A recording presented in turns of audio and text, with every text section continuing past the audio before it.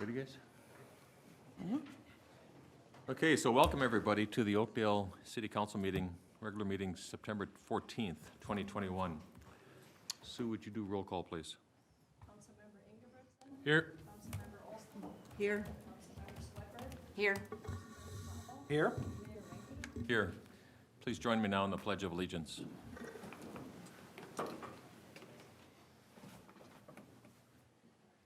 pledge allegiance to the flag of the United States of America and to the republic for which it stands, one nation, under God, indivisible, with liberty and justice for all.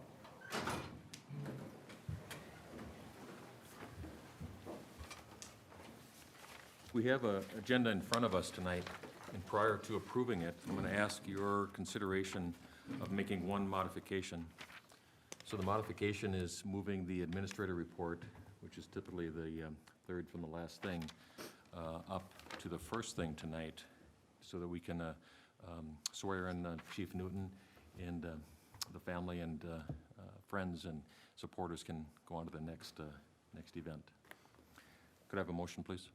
I'll make a motion to amend the agenda as stated. Can I have a second? Second.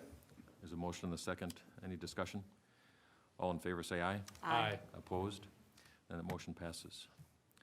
So, first up on the agenda is recommendation. Do you want to tee it up, Yes. Administrator? Thank you. Mr. Mayor, City Council, Member of the Public's Captain Newton.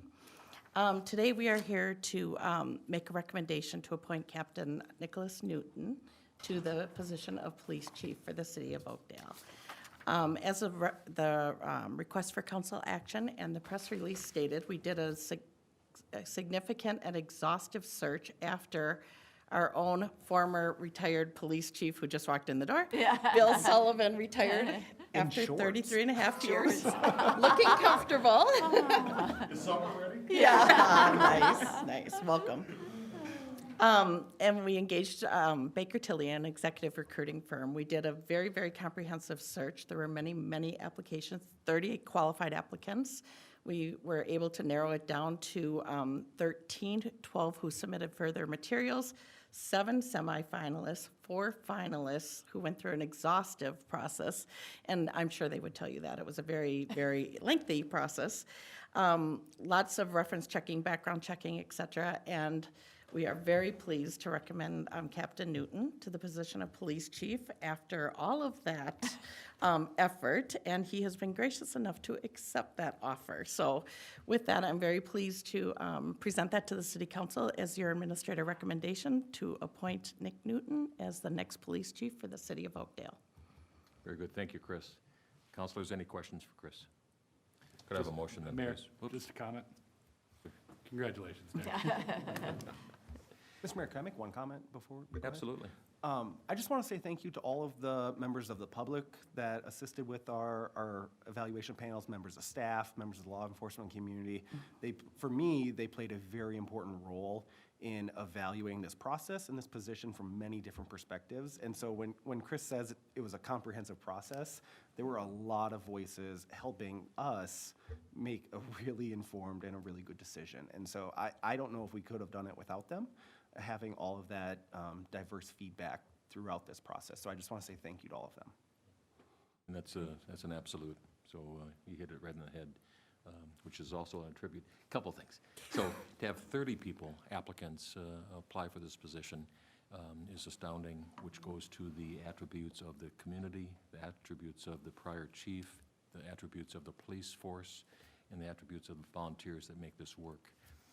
Superstars. And then the people that were willing to get involved for the various panels, a ton of people. So that too is just so thrilling and satisfying. Okay, anything else? No, that's great. Could I have a motion then, please, as written in front of us? I'll make a motion to approve the promotion of Police Captain Nicholas Newton to Chief of Police effective September 15th, 2021. There's a motion, is there a second? Second. There's a motion, a second. Is there any discussion? All in favor, say aye. Aye. Opposed? Then that motion passes as presented. Thank you. And congratulations, Chief. Congratulations.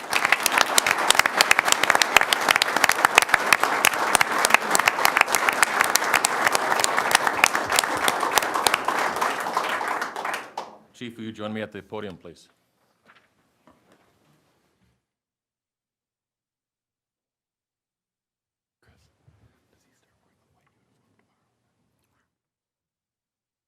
Okay, we're going to conduct the oath of office. So raise your right hand. So I, Nicholas Sean Newton, I, Nicholas Shaw Newton, do solemnly swear that I will support do solemnly swear I will support the Constitution of the United States of America, the Constitution of the United States of America, the Constitution of the State of Minnesota, the Constitution of the State of Minnesota, and that I will faithfully, that I will faithfully, justly, and impartially justly, and impartially discharge the duties of police chief discharge the duties of police chief for the city of Oakdale, Minnesota, for the city of Oakdale, Minnesota, to the best of my judgment and ability, to the best of my judgment and ability, so help me God. so help me God. Congratulations. Thank you.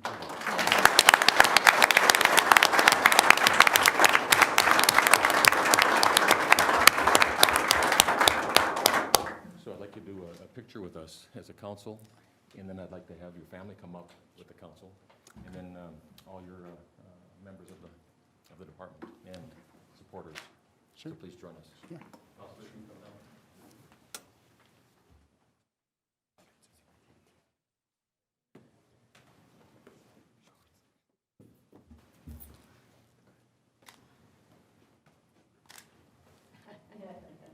Sorry.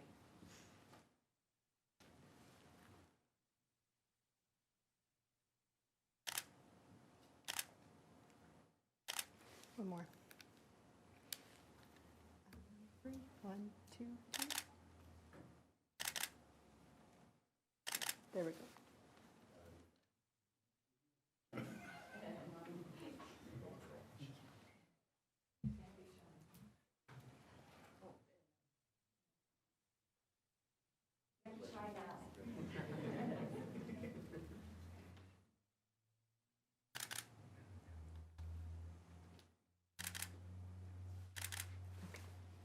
Now the important one.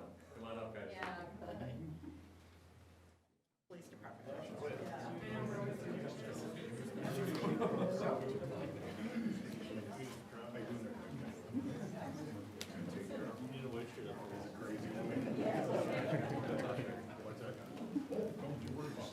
You got another elected, I got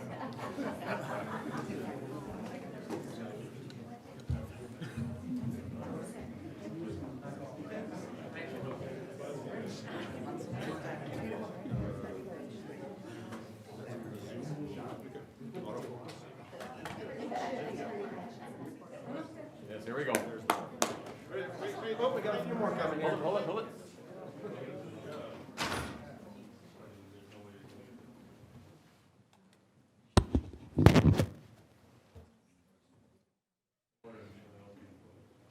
Smile pretty.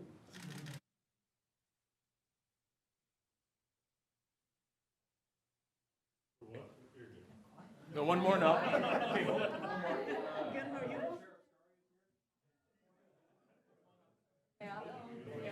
Anybody else? Supporters and friends.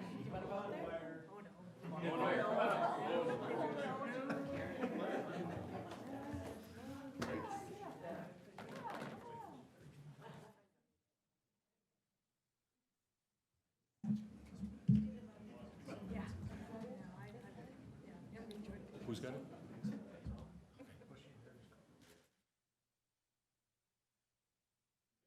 Right. Congratulations.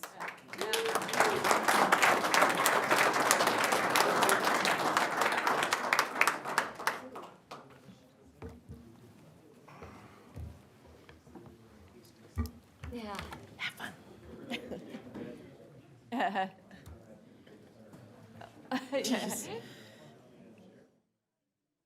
Oh, the badge pinning. Oh, yeah. Yes. Oh, don't stick them. Wait.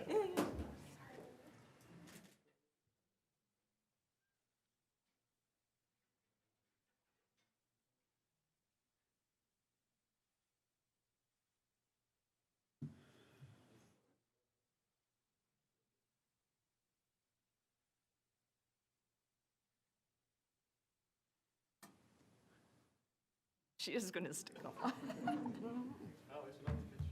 Yeah.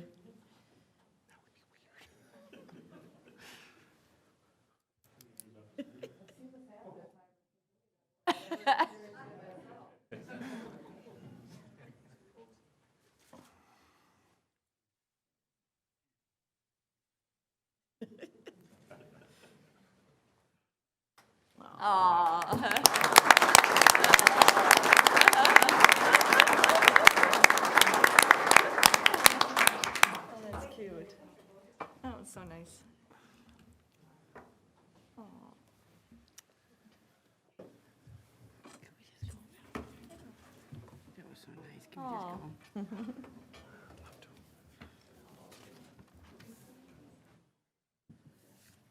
Time to celebrate? Yep.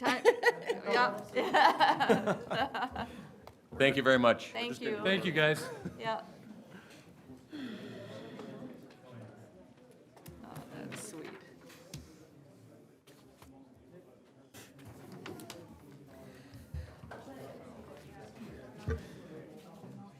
Sorry, it kind of gets me that our city has not done that in my whole life. Like, we haven't done that ceremony in 34 years.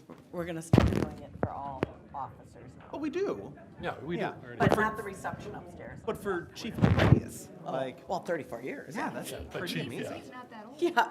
That's what he's saying. Oh. That's what Oh. he's saying. Yeah. I was in third, He's giving us crap. I was in third grade the last time. Kevin wasn't even born. That's what he's saying. We call those the dark ages, that Yeah. period, yeah. Back in the olden days. Thank you. Okay, we're going to move on to the next item on the agenda. And this is the public hearing continuation for Code Amendment, Chapter 13. And when we left this last, on August 24th, we just decided to continue it. So I'm going to continue it now to the public hearing and ask if there's anybody in the audience that would like to comment on this issue. This is the issue about the offensive miscellaneous in Article 6, dealing with temporary storage containers. So is there anybody in the audience that would like to comment on this topic? Then finally, is there anybody in the audience that would like to comment on this topic? Hearing none, I'm going to close the public hearing and bring it back up front for councilor comment. Councilors, any questions or comments on this topic? Could I have a motion then, please? I'll make motion to waive reading and adopt ordinance XXX, amending Chapter 13, offenses miscellaneous, adding Article 6, temporary storage. There's a motion, is there a second? Second. There's a motion and a second. Is there any discussion? All in favor say aye. Aye. Opposed? No. The motion passes as presented. Thank you. We have a second public hearing tonight, and this is the Oakdale liquor license request. Excuse me, Oakdale liquor license request. So I'm going to first ask if there's any presentation. Chris, is there anything that you'd like to share on this one? Or can I move right into the public hearing? Sorry, go ahead and move right into it, please. Very good. So I'm going to open the public hearing for comments from the audience. Anybody that would like to speak on this topic, please come up to the podium, state your name and address, and then share your thoughts. Our tradition is that typically it's about 3 minutes of time is what you have to share your thoughts. So I think maybe the owner is here? No? In the back? No? So is there anybody in the audience who'd like to comment on this? Okay, seeing none, I'm going to bring it back up front. Councilors, any questions or comments? You want to say close the public hearing? Oh, I better close the public hearing. Yeah. So I'm going to close the public hearing, bring the item back up front to the councilors. Anything on your minds? Could I have a motion then, please? I'll make a motion to approve the issuance of an off-sale intoxicating liquor license to Oakdale Liquor, Inc., doing business as Oak Liquor, located at 1801 Geneva Avenue North. So there's a motion, is there a second? Second. There's a motion and a second, is there any discussion? All in favor say aye. Aye. Opposed? Then that motion passes as presented. Thank you. Next on the agenda is the preliminary levy discussion. With us tonight is our Director of Finance, Jason Zimmerman, and welcome. Good evening, Mayor and Council. Give me a moment here while I get my technology set up here.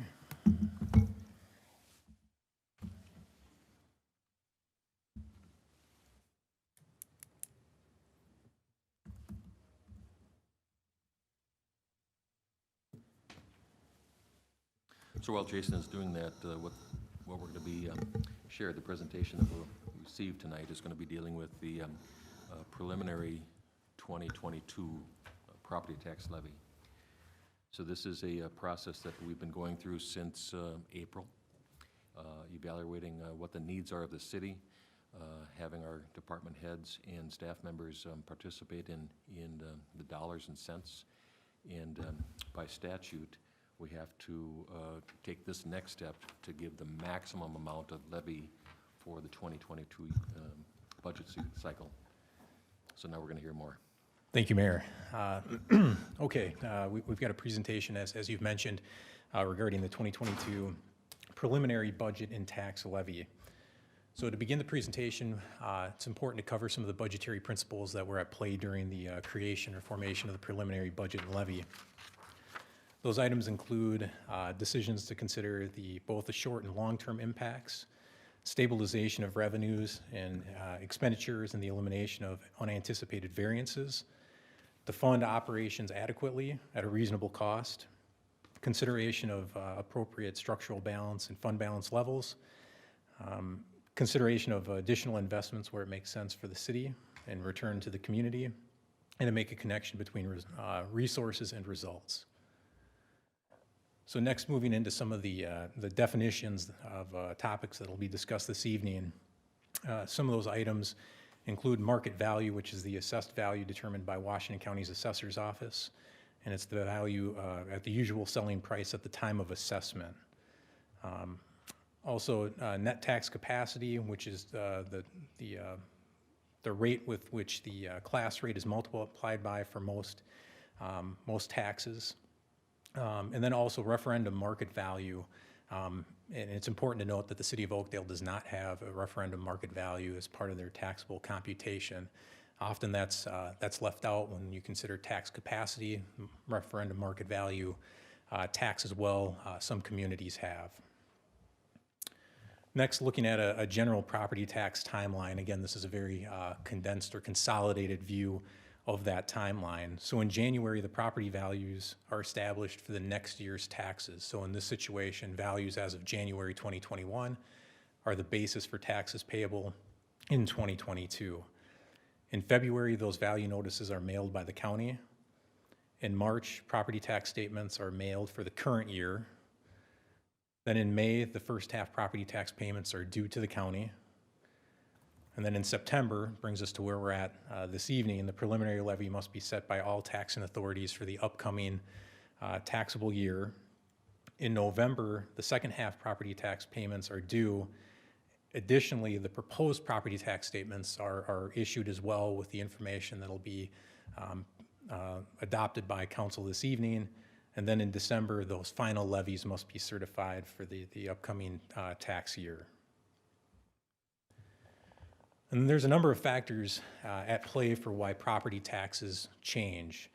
So a common misperception is that the decisions made by council and the dollars needed are the only reason for changes in taxes. And I've identified a number of items here. There's additional items, but changes in individual market values, fiscal disparities, different levies at different taxing authorities. Again, when property tax statements are sent, it's not just the city portion that's on those property taxes. It's the county, the school, watershed district, the Minnesota mosquito control, and other authorities. Also, referendums, as I mentioned, and then mandates may play a role as well. So preliminary levy and assessment highlights. So citywide property values are up 3.5% from 2021. Commercial values have the greatest increase at 8.1%. The preliminary levy that council will consider this evening is a 6.99% increase from 2021, and that's all inclusive of general fund, debt service, capital project funds. The estimated median market residential value is up to $264,300 in the city of Oakdale. Again, Washington County provides the assessing services to determine those values for our community. And importantly, the median residential property value has increased over 68% since 2013, which is the second largest increase in Washington County during that time span. Then moving on to preliminary budget highlights. The commitment to city-operated policing. So there's a number of items here, including the deployment of body-worn cameras for all licensed officers, the creation of a public safety wellness program, and then an additional police investigator position. Along those lines with public safety, the continued transition to a full-time firefighter EMT operating model, which includes the addition of three additional positions for the upcoming year. Also, the investment in development projects and services related, Willowbrook, Gold Line, and Forefront are some of those developments in addition to others. Then also considered in this budget were strategies to reduce the debt burden and internally fund equipment replacement, reducing the dependency on transfers from other funds for stabilization of our funds, and then ensuring equitable compensation for all city staff. So next we'll move into preliminary valuation and changes in tax impacts. So the chart displayed here shows the change in parcels and valuation from 2020 to 2021. So the number of parcels did not change significantly. Again, noting that the commercial and industrial property values changed the greatest of all of the classification types at 8.1%. You'll notice the agricultural value is down 60.7%, and that had to do with the replotting of the parcels for the future Willowbrook development. So a comparison of Oakdale's assessed value and tax base compared to the rest of Washington County. Washington County is displayed on the left and Oakdale to the right. The largest section represents the residential market values. So again, that's any property that's a fourplex or less. You'll note that 17% of the market value in Oakdale is commercial and industrial, which is slightly larger than the rest of Washington County. And then 0.22% is agricultural compared to 3.28% for the rest of Washington County. Next, we'll look at the assessed median market value residential property in Oakdale. This slide depicts pre-recession values to current, showing that pre-recession value of $221,100 down to the low in 2013 of $157,400 to the preliminary 2022 number at $264,300, displaying a 19.5% change or increase in those values since pre-recession, or before the recession, excuse me. The percent change in residential assessed values. So this chart is showing the residential parcels and the number in the bucket of increase or decrease that they account for. So the largest section is a 0.1% to 5% increase. So 4,776 parcels experienced 0.1 to 5% increase, which is nearly half of the residential parcels in Oakdale. You'll see that the next largest section is a 5.1% to 10% increase, and then on the other side of that, 1,633 experienced a 0.1% to 5% decrease. So what does that mean in comparison to the rest of the county? Generally speaking, Oakdale's values experience growth at a slightly slower rate than the rest of Washington County. So the bars to the left display Oakdale, and to the right, Washington County. So for comparison, that 0.1 to 5% increase is 50.1% for Oakdale, 57.2% for Washington County. Generally speaking, relatively similar, but again, the assessed values in Oakdale slightly slower growth than the comparison of the rest of the county. So when we take a singular year look at these changes in assessed values, looking at the 10 most populous cities in the county, you'll notice that Oakdale comes in fourth to last with a 2% increase or $5,300 increase.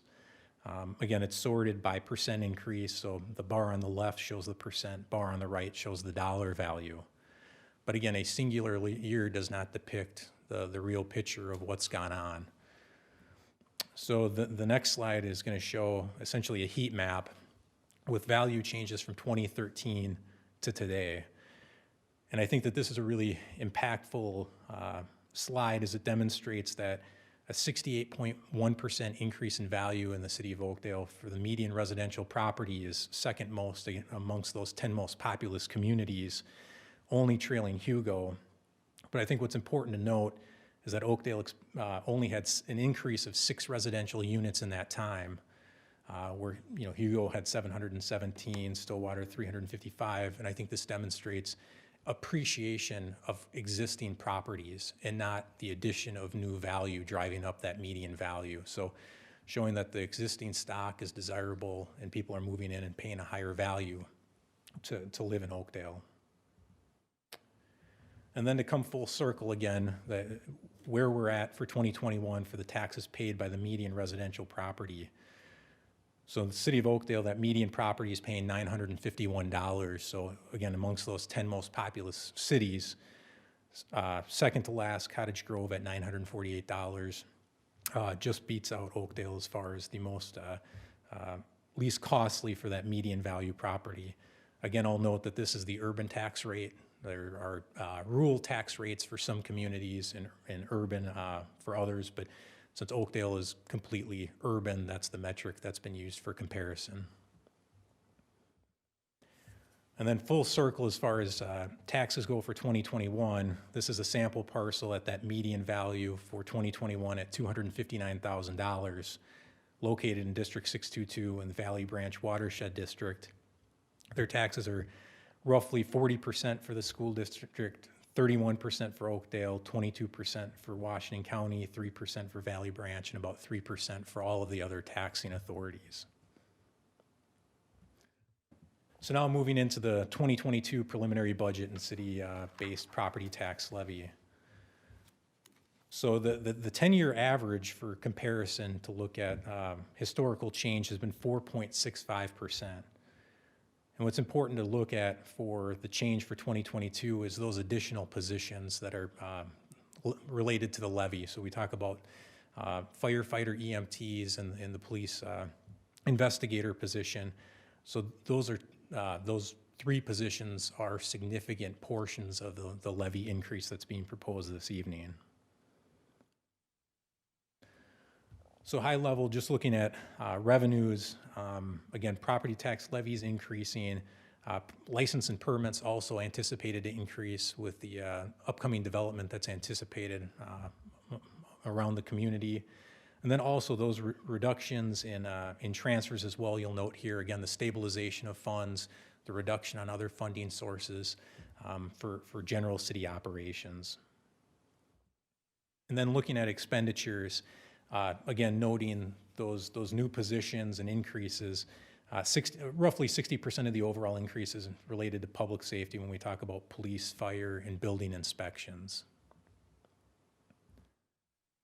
So another graphical approach to the monthly distribution of the proposed preliminary tax is on the median residential property. Again, with police, debt service related to road reconstruction and capital projects, public works, fire at $7.17, and then down the line with finance, risk management, general government, community development, and IT. So a sample tax calculation, again, preliminary for 2022, and again to note that preliminary values, again, these values may move and slightly as the county finalizes these tax the valuation. But again, talking about going up to $264,300, we have the market value exclusion, the class rate of 1%, to determine the tax capacity by the estimated tax rate, gets us to $1,001 for the preliminary taxes payable for that median residential property. So the next 2 slides are going to take an approach to look at what's the change in rate to that property and what is the effect of the change in change in rate and change in value. So this first slide is showing just the change in rate for that same property. So keeping it at $259,000, the value from the prior year, would result in a $26.59 increase to that property with no valuation change, strictly from the rate. And the next slide we'll look at shows that a total change, so when we talk about going from $259,000 to $264,300, and also the rate increase is noted, total increase of $49.34, and then showing that the change in the tax rate and then the change in the value and what makes that up. And then just moving into a couple of property tax relief programs that I think are worth mentioning during the presentation for anyone watching. There's two programs available within the state of Minnesota. There's the regular property tax refund and the special property tax refund. A lot of stipulation, rules. I'd encourage anybody to go to the link at the bottom of the page here to find all the information. Again, I just listed some of the rules or some of the limitations to participate in that program, but all that information is incorporated in the link below. And then also another program that I don't know gets enough emphasis is a senior citizen property tax deferral program. So again, similar to the prior slide, there's a lot of conditions that apply, but it's an opportunity to essentially defer taxes. The amount of the tax is limited to 3% of total household income. And again, the link below, I'd encourage anybody who's interested in the program or to find out more to go to that link. But it's an opportunity for senior citizens to continue to stay in their homes, stay in Oakdale, if they're facing challenges with paying their property taxes. So finally, we've got to reach the end here. So the remaining budget and levy timeline. So action this evening for the 2022 proposed budget and tax levy. Motion to set December 24th as the Truth and Taxation meeting. And then following that, the proposed property tax notices will be mailed out between the second and third week of November by the county. And if approved, to hold that meeting, the Truth and Taxation meeting, December 14th. And proposed property taxes then would be mailed out by Washington County in 2022. So with that, I'll stand for any questions. Very good. Thank you, Jason. Would you just clarify for us on the property taxes? So the action we're taking tonight is consideration of the maximum levy possible for the city of Oakdale and the city portion of the taxes. So we've got from September 14th to December, so several months in there. Is there going to be additional work involved in fine-tuning the budget? Yeah, thank you, Mayor. Correct, state statute, this will be the cap, the maximum that will be allowed from a levy perspective between now and that December timeline. That number can come down, and I'll continue to meet with City Administrator Volkers about the timeline and process for continued discussion about workshops to address that levy. Very good. Nicely done in the presentation. Councilors, anything for Jason? No. Okay, thank you very much. Thank you. With that said, I'm going to ask councilors for a motion. It's here somewhere. I'll make a motion to waive reading and adopt resolution number 2021, adopting the preliminary 2022 tax levy and establishing the Truth and Taxation hearing for December 14th, 2021 at 6 p.m. There's a motion. Could I have a second, please? Second. There's a motion and a second. Is there any discussion? All in favor say aye. Aye. Opposed? And that motion passes as presented. Thank you. Next on the agenda are approval of 3 sets of minutes. The first one coming from the workshop of the Oakdale City Council, July 27. Upon review, did any councilor have any corrections or questions? Could I have a motion then, please? So moved. The motion, is there a second? Second. There's a motion and a second. Is there any discussion? All in favor say aye. Aye. Opposed? Those meeting minutes are approved as noted, or approved as presented. Second set of meeting minutes is from the regular meeting of the Oakdale City Council for July 27. Upon review, did you have any questions or clarifications? Could I have a motion then, please? So moved. There's a motion. Is there a second? Second. There's a motion and a second. Is there any discussion? All in favor say aye. Aye. Opposed? Those meeting minutes are approved as presented. Finally, the third set of meeting minutes is from the Oakdale regular meeting of the City Council, August 10th. Upon review, any questions or clarifications? Could I have a motion then, please? So moved. There's a motion. Is there a second? Second. There's a motion and a second. Is there any discussion? All in favor say aye. Aye. Opposed? Those meeting minutes are also approved as presented. Thank you. Next topic on our agenda is a time we call open forum. Open forum is a chance where I might have a proclamation or something like I do tonight, but it's really a chance for anybody that's in the audience that wants to share something with us. They have the opportunity to do so. The sharing should be something that's not already on the agenda. Is there anything else that might be on your mind, or a concern, or a compliment we'd like to hear? Process would be to please come forward to the podium, state your name and address, and then share your topic. There really won't be an engagement of it, but we sure would like to hear from anybody that's here tonight. So would anybody like to participate here? Seeing none, I'm going to move forward with the two proclamations. The one is celebrating and acknowledging Patriots Day, which is September 11. So I'll read this for us. The proclamation goes, whereas on September 11th, 2001, Al-Qaeda terrorists hijackers carried out a coordinated attack on the United States, and nearly 3,000 innocent American lives were lost.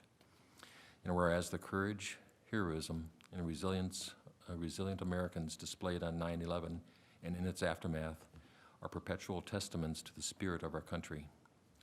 And whereas every year on 9/11, Americans commemorate Patriot Day as a day of remembrance of the 9/11 attacks and stand in solidarity to remember the victims and mourn their stolen hopes and dreams. And whereas September 11th, 2021 marks the 20th anniversary of this tragedy, therefore I, Paul Ranke, Mayor of Oakdale, Minnesota, hereby proclaim September 11 as Patriot Day. In witness thereof, I have hereby set my hand and caused the seal of the city of Oakdale to be affixed on this 14th day of September, 2021. I've got one more, and this is also different flavor, but very important. So this proclamation goes as follows. Whereas IT Professionals Day was created in 2015. This is to recognize the unsung heroes of the business world. And whereas, whether it's desktop computers, laptops, printers, software, servers, networks, or cybersecurity, IT professionals keep businesses running. And whereas IT professionals often need to play detective to get to the root of an issue and then resolve it. And whereas, from network engineers, database administrators, system administrators, support technicians, and information security, the City of Oakdale strongly supports the skilled work of IT professionals. Therefore, I, Paul Ranke, the Mayor of Oakdale, Minnesota, hereby proclaim September 21 as IT Professionals Day in the City of Oakdale. In witness thereof, I have hereby set my hand and caused the seal of the City of Oakdale to be affixed on this 14th day of September, 2021. Very good. So here we go to consensus motions then, which is next on the agenda. In front of us tonight, we have three, A, B, and C. Councilors, anybody want to pull any of them?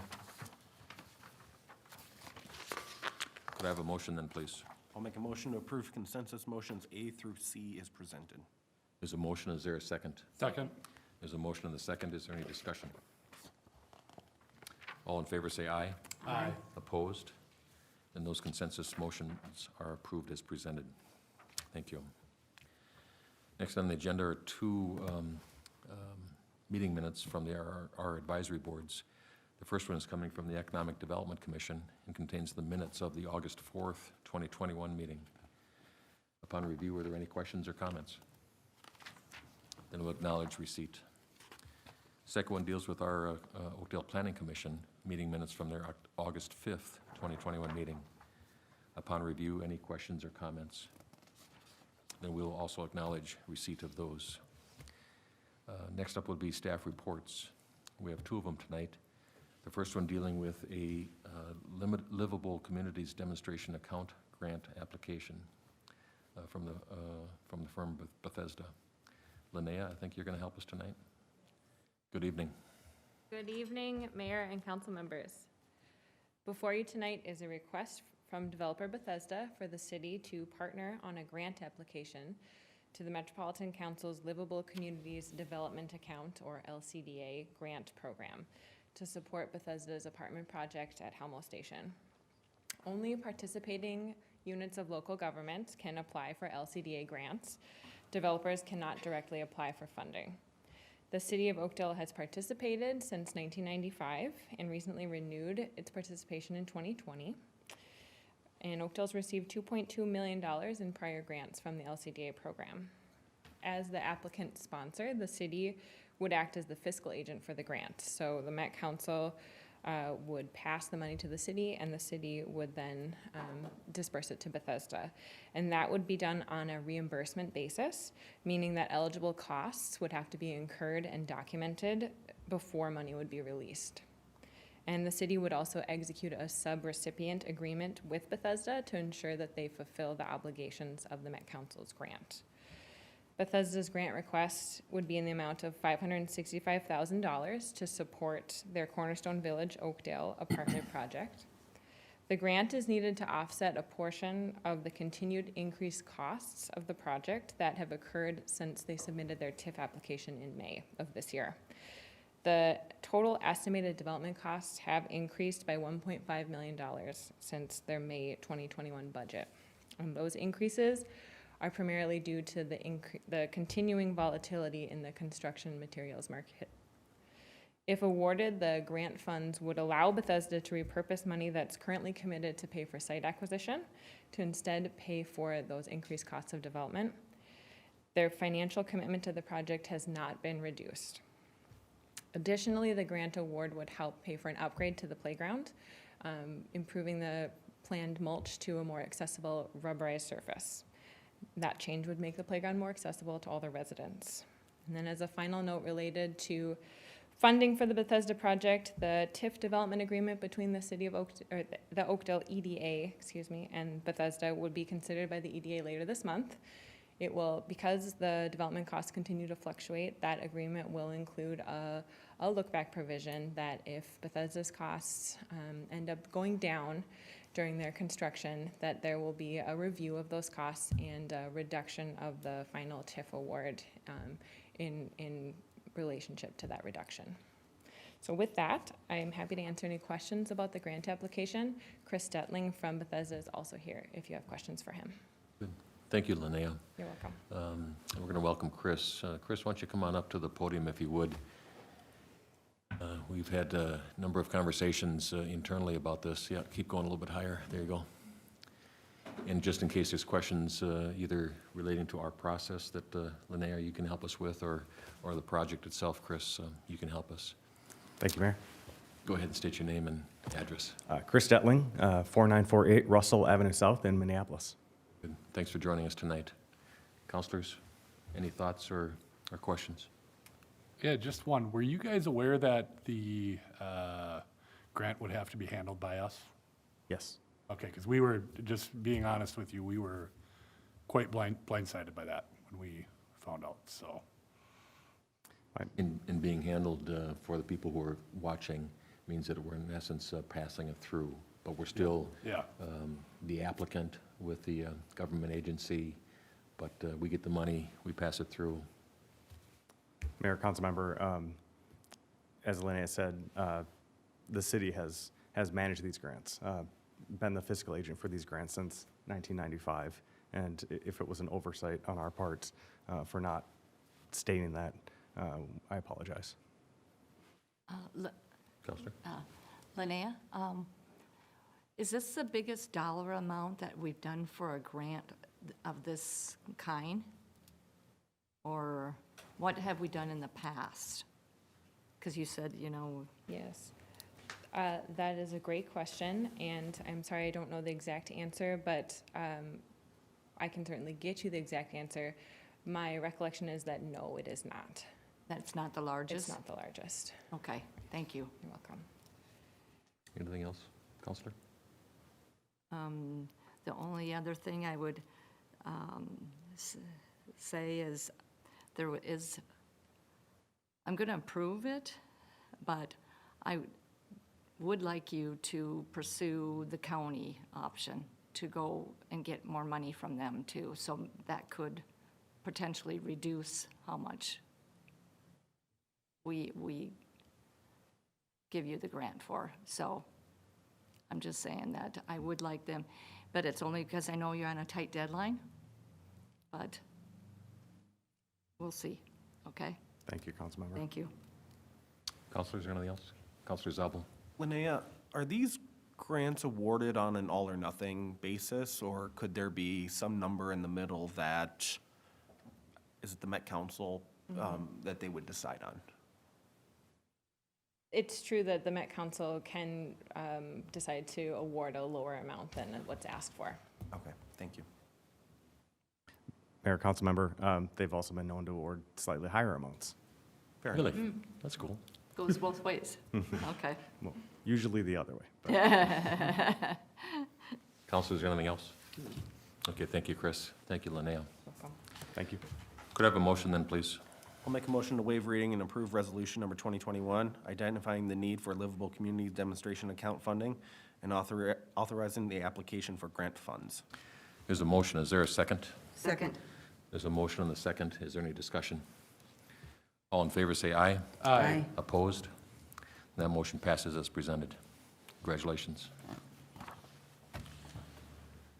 The second one tonight is for the forefront site plan review. Good evening, Emily. Good evening, Mayor and Council. I'm Emily Shively, the Oakdale City Planner.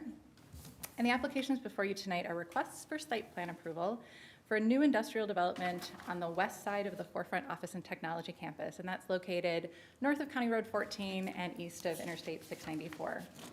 At this time, the developers are seeking tenants, and they would like to provide an option for either one large building or two smaller buildings. Only one of those site plans is going to move forward, and a preliminary and final plat would then be needed for whichever scenario is going to be constructed.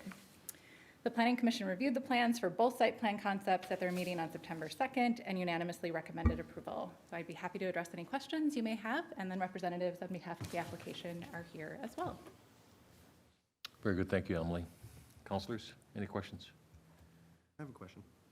Councilmember Zabel. Emily, could you walk us through the process of, site plan review to platting?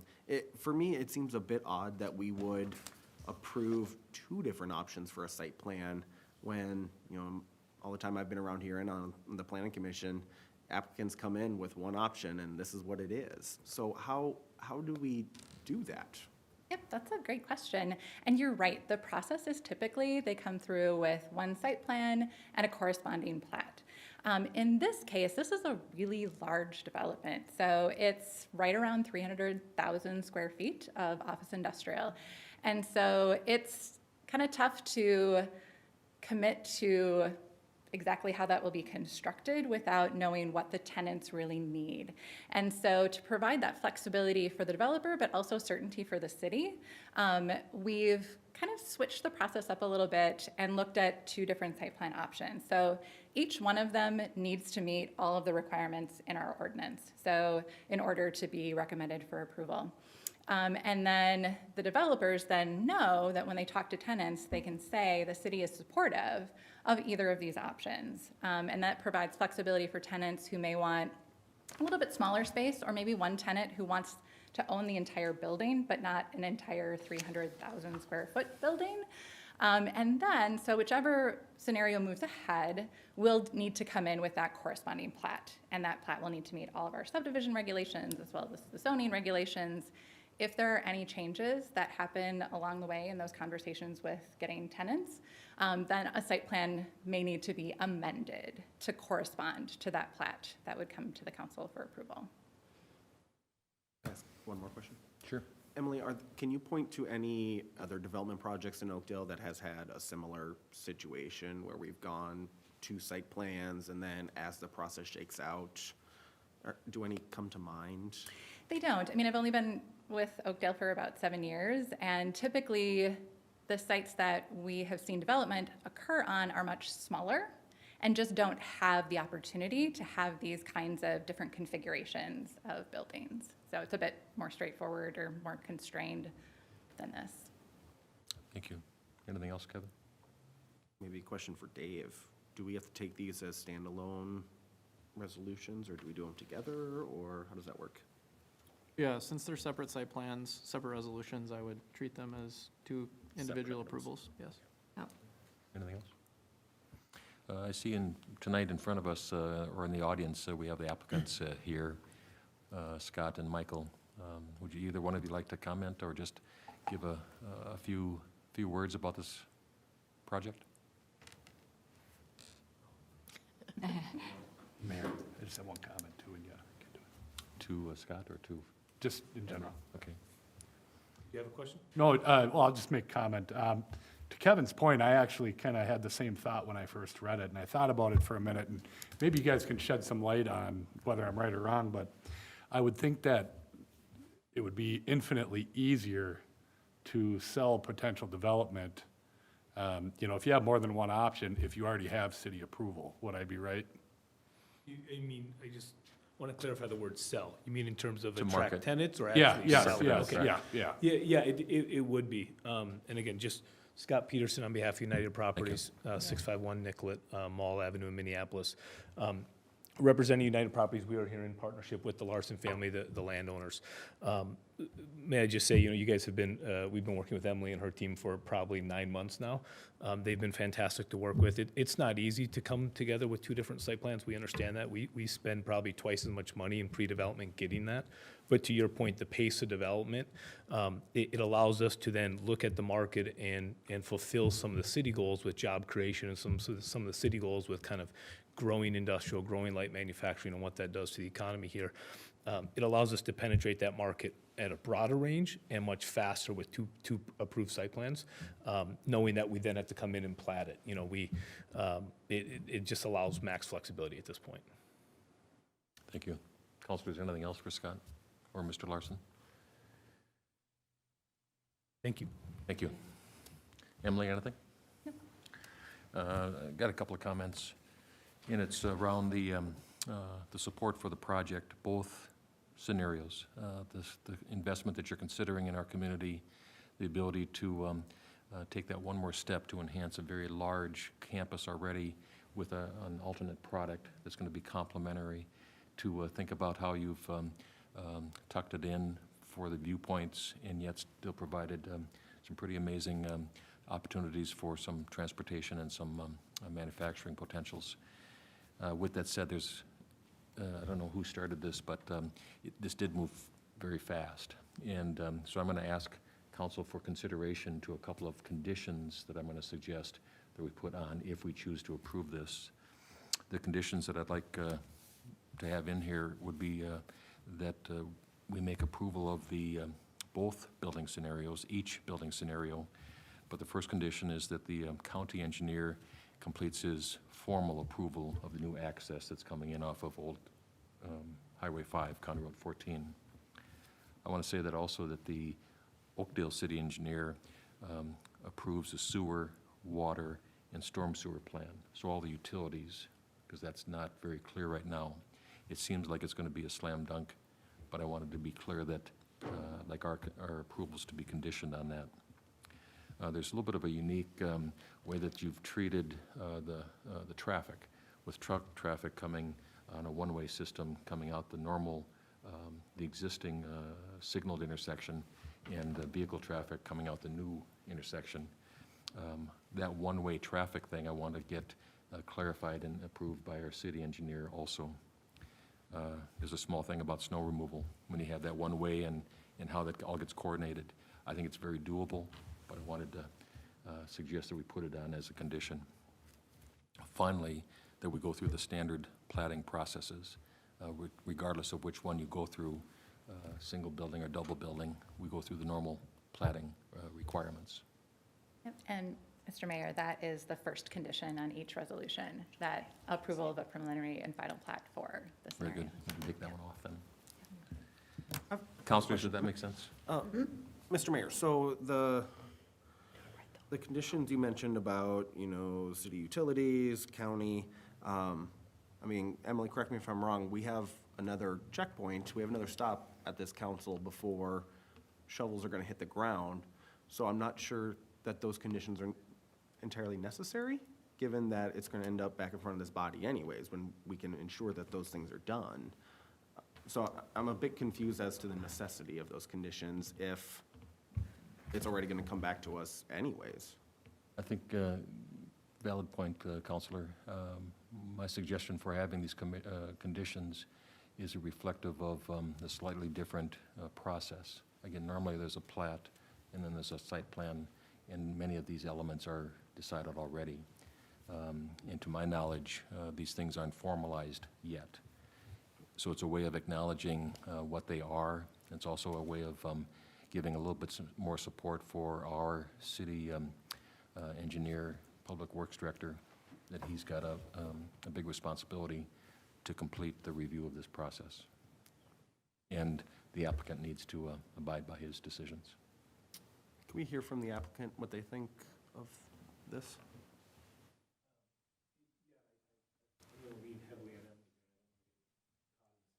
So it's our understanding, we've submitted a site plan several months ago that went through the full duration of review time with the city, including the city engineer, the city utility company. We received a field of comments back on that site plan, changing where they would like us to connect the sewer utility, changing where they would like us to look at a right-of-way, to your comment about the direction of traffic. We've already incorporated all of city staffs and with a new resubmitted plan that's been resubmitted. So it's our understanding that the thorough review of all utility connections and all that's already been addressed with a resubmitted plan that's in front of us today. Am I speaking out of turn on that? That was my understanding as well. I haven't heard from the city engineer that there were any other outstanding issues. I think one of the things about doing this plat and site plan in this order is that typically there may be easements associated with utility connections that would be reflected in a plat. And so I think having the condition there doesn't say that anything necessarily needs to change at this point, but when we do merge that plat with these site plans, we're just gonna make sure that those utility connections and the easements shown on the plat match up. And so it's really just, it's not requiring the applicant to do anything different at this time. It's just saying that we wanna make sure that as this process proceeds, that all of these things will line up, because we're doing it in kind of a different fashion. A note on the access piece, there is adequate access to this site from the existing intersection, the signalized intersection that goes to Oakdale Marketplace with Target, things like that. Just to provide more access opportunities and efficiencies to the site, they pursued a conversation with the county and our city engineer about adding access between the existing intersection and 694.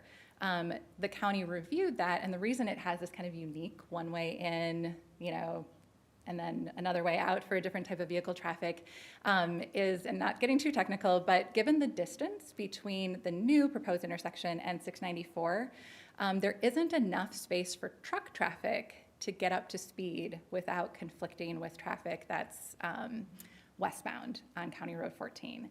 And so given those kind of safety and functionality considerations, the county is perfectly comfortable with trucks entering there, but they want to have trucks exit a little bit further east at a signalized intersection just to improve traffic flow and safety. Another thing to note about the traffic being able to exit being regular vehicle traffic, there is still a significant portion of the site yet to be planned and developed on the south portion of the Forefront Office and Technology Campus adjacent to 694.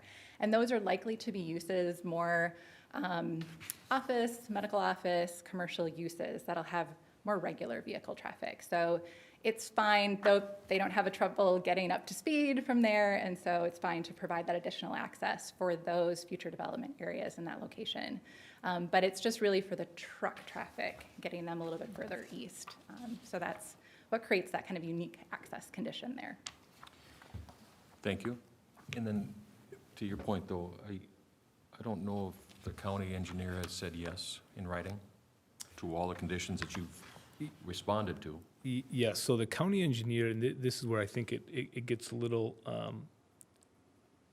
who takes the initiative, or the county engineer and the city engineer. We've had a conference call, we've had several conference calls over the last 4 or 5 months, and we did incorporate their comments, which required the deceleration lane to go away in the one-way comment. So, and I don't want to speak out of turn, but the county has approved that as a three-way entrance, a left in, a right in, and then a right out. So they've approved that. The discussion there were 2 questions from the city engineer, which were, at what condition does the county want to look at revisions of this in the future? And at that point, the county stance is, we would like that whatever this right-of-way becomes, whatever this entrance becomes right now, they want the right-of-way to be wide enough to accommodate any type of full signalization down the road. So the way we would handle that is through the plating process, we would have a wider right-of-way that would be overlaid to then accommodate a signalized, a 4-lane, et cetera. So that was one condition.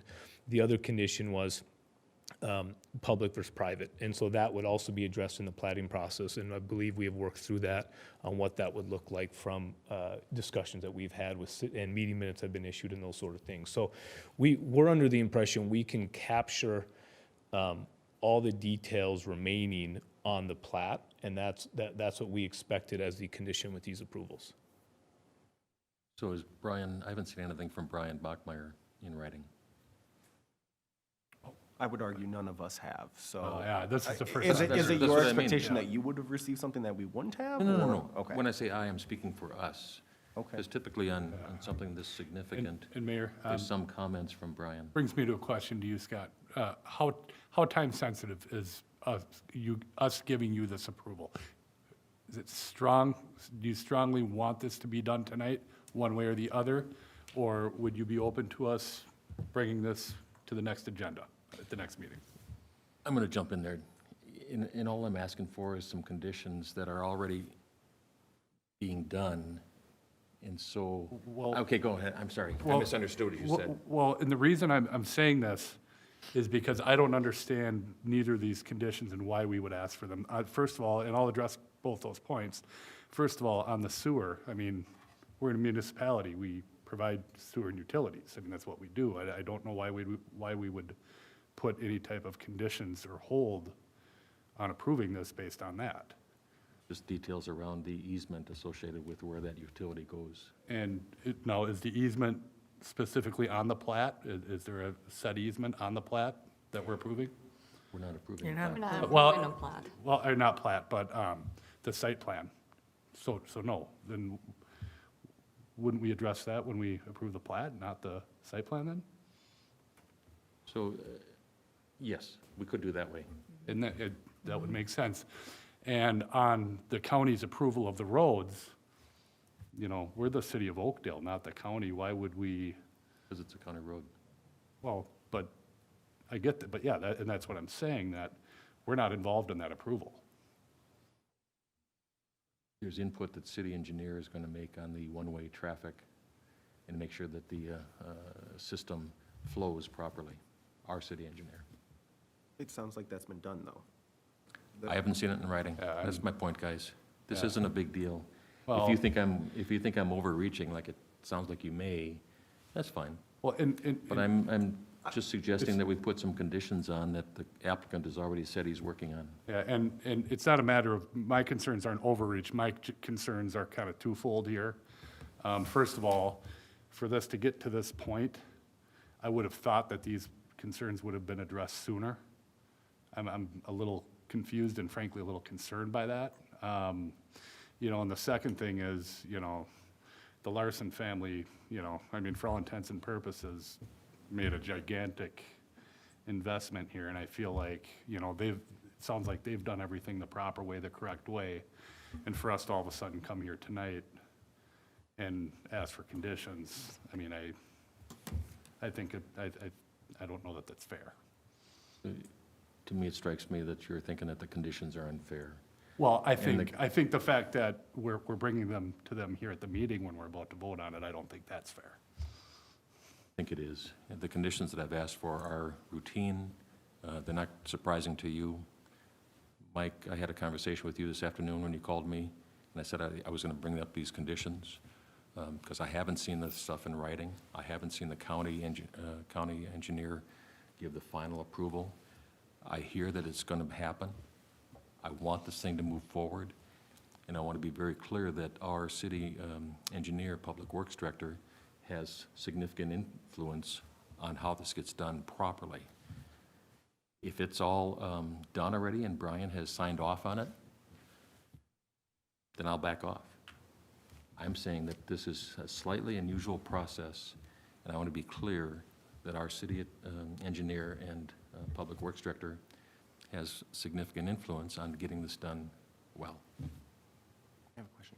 But I understand what you're saying and the desire to see that from our city engineer, but aren't those details that would come forward in the planning process, before we adopt anything in the planning process?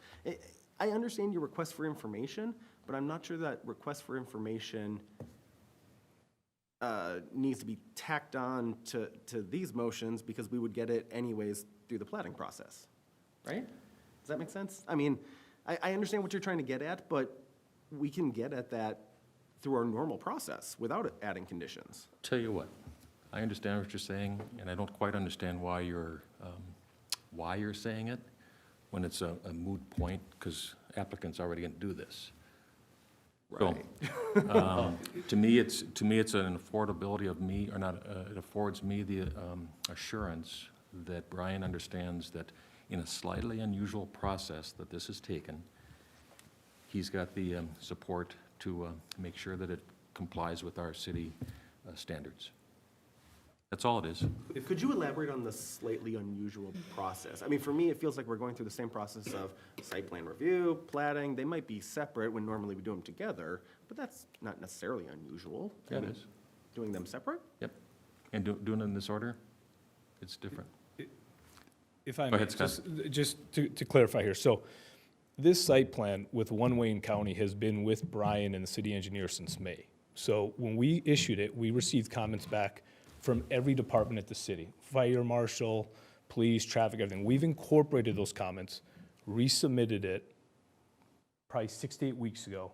That's the plan that you're seeing in front of you tonight. Those are the two options that cover all of the city requests to date on that. So we would not typically start a platting process without a site plan approval. Otherwise, we're spending legal monies platting something that we don't know has been approved yet with the city, right? So that's kind of why we're here first, knowing that the plat's coming. When it comes to the county, we would go pull a county right-of-way access permit. It's hard to pull that without a site plan approval from the city saying we can come through there. So we're under the impression, and the condition we're, I believe, accepting at this point is all of this gets caught with a final plat, where the easements are indicated, where right versus, where public versus private's indicated, where all the utility connections are indicated. I mean, that's what we think is the stopgap for mayor and council members and the stopgap for developers to make sure that what we're actually going to put, to your comment, shovel in the dirt, we're all aligned on who owns what and what variabilities there are on access, et cetera. That's what we're understanding is on the table tonight, is that that's all going to be captured up with the plat. So and there may be a longer history than May on this, but that's, and again, correct me if I'm wrong, I mean, your city minutes that you've issued to us have comments and review by all city staff and departments. They have, yeah, and I hadn't received any further comments from the city engineer after that, those revised plans, and so we've moved ahead with the process.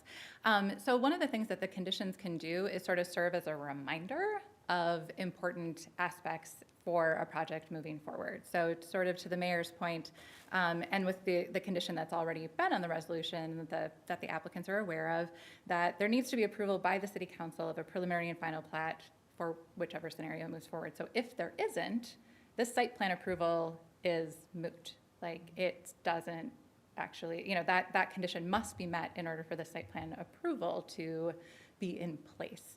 So if there are other conditions that would be part of that plat approval, which I think the mayor has suggested, which is, that right-of-way being designated at that new access point and the easement set up in alignment with the water and sewer, utility, storm, that kind of a thing with the plat, simply stating that those things, need to be part of that platting process would just be kind of that reminder of these are some important things as we look at that plat going forward and the approval of that, which is the next step.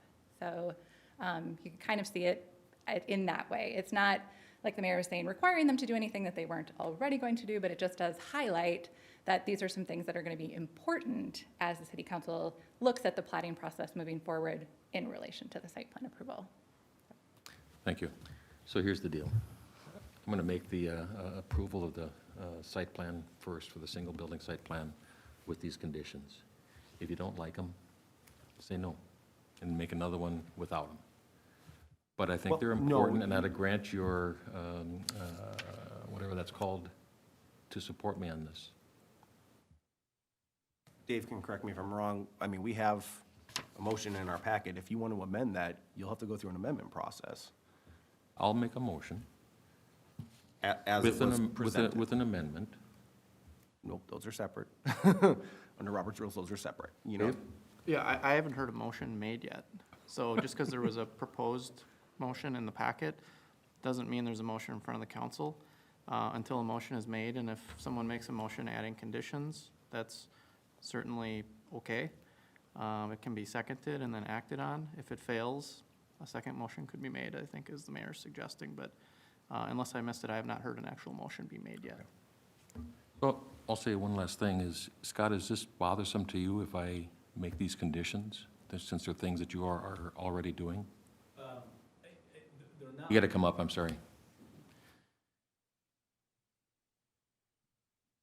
No, they're not bothersome. I think my only condition is that there's one vehicle that accommodates all of these exceptions, and that's the plat. I don't want to start having to pull a separate permit over here, and so I'm fine if we want to have exceptions listed in here. Conditions, yeah. Excuse me, conditions. I would I'd like it to be noted that all of those conditions will be approved through the vehicle of a plat, just so we're talking one document, one deliverable that captures all this, which I think is the way legally it's set up anyways, so. I support that all day long, and I like the idea of just having reminders for us. Anything else? If they're not opposed, I guess that's fine.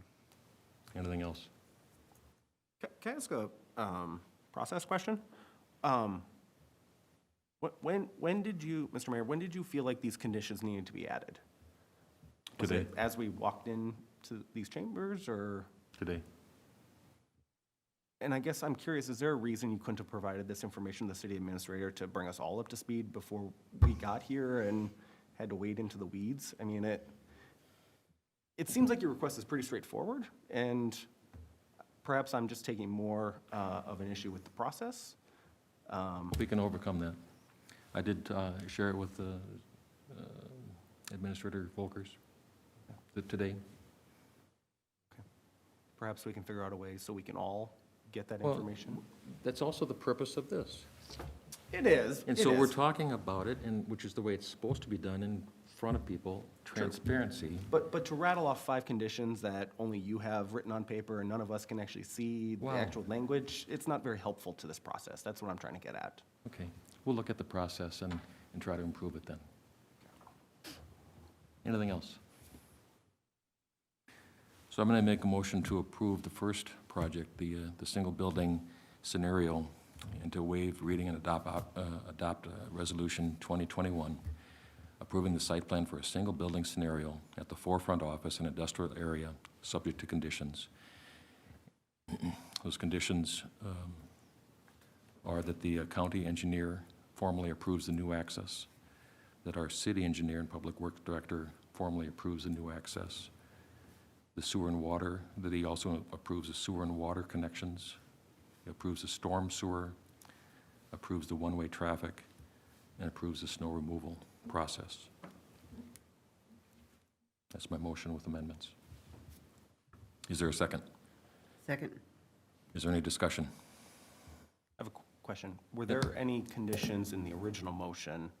So the original motion said subject to conditions, which leads me to believe there were conditions in the original motion. Do we need to include those as well? Or is it just the list that the mayor provided? I guess that's a question for Emily. If I may, Councilmember? At least my interpretation of what the motion is to adopt that first resolution for the single building site plan as is with the added conditions that the mayor listed. So, of course, the one condition in here is already approval by the city council of both the preliminary and final plat for that scenario.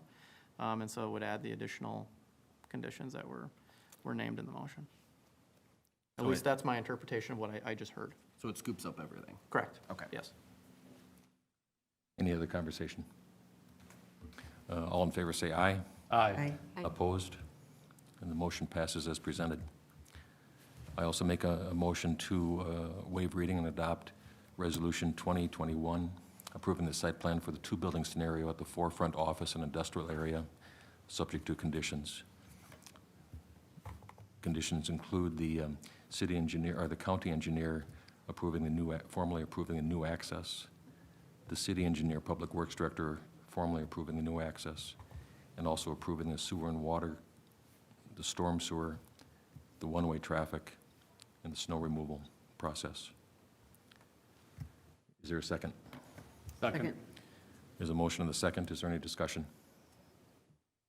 All in favor say aye. Aye. Opposed? Those motion passes as presented. Thank you. Thank you very much. For us, as a reminder also, that this is a big project, but already in the ordinance, the allowable uses are office, research and development, light assembly, and office showroom. Office showroom / office warehouse. And should it become that office showroom, office warehouse, because of our desire to have this a jobs creating area, 25% of that floor space needs to be part office. Mr. Mayor, can I just make a comment? Sure.